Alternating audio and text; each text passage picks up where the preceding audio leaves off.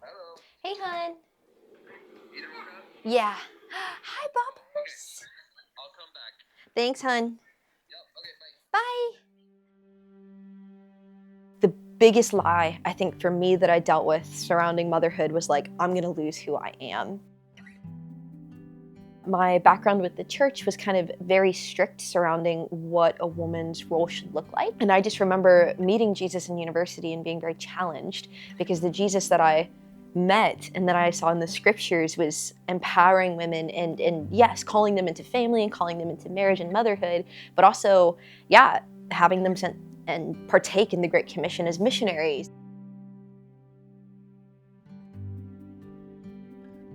I had that idea that if I became a mom, I was doing the lesser thing. I think I just had a lot of fear surrounding birth, surrounding if I could be a good mom. Probably a year into marriage, I remember God speaking so clearly about, Jess, I actually want to invite you into what it looks like to be a mom now. And I remember hearing that and being like, there's no way he's saying that. I finally started recognizing, okay, there are parts of my heart that God actually hasn't been invited into fully yet. And this is a huge part of my life that I'm deciding without Him who made me and knows me better than I know myself. It felt like God was like, would you trust me with this and would you step into this with me? What's the last thing the dermatologist told you? Yeah, Louis. What was it the dermatologist told you? Louis, no! Louis is so bad! See? Overnight, I was a single mum. I think that has changed everything about what I thought mothering would be and how I would do it.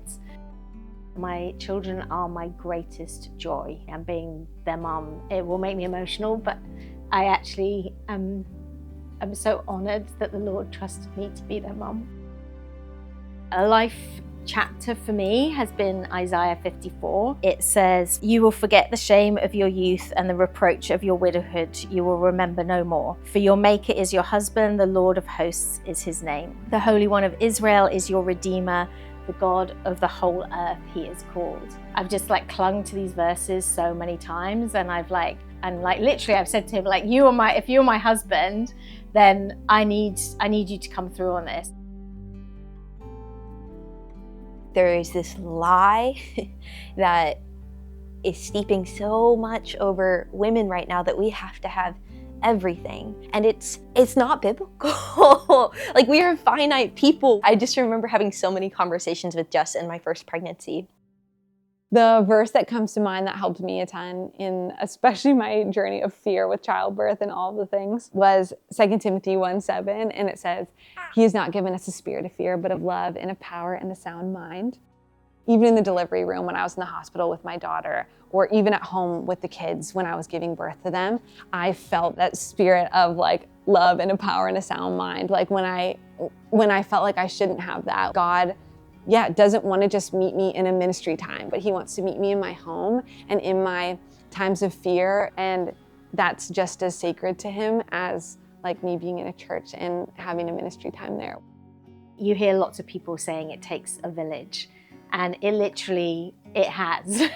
and I think that for mums to know that they don't have to be everything to their children, and the Lord doesn't expect you to be able to do everything and know everything.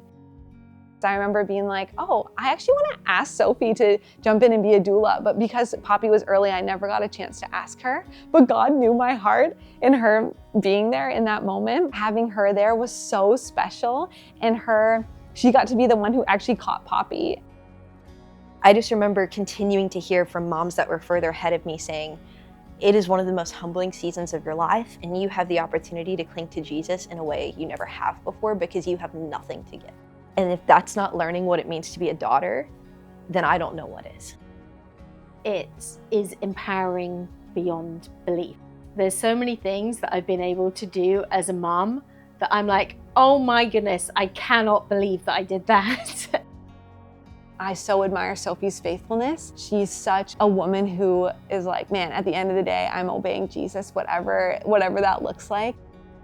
I'm way more myself and walking in who God created me to be stepping into this part of my story that God invited me into.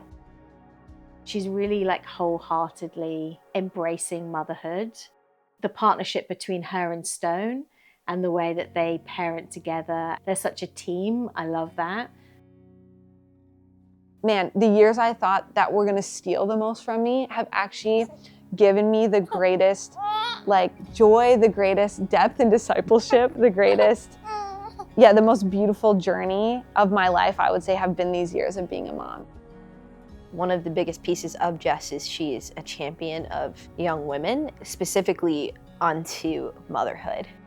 Motherhood isn't a hindrance on who we're created to be. It adds to who we were, and it takes us into something that we could never have been without.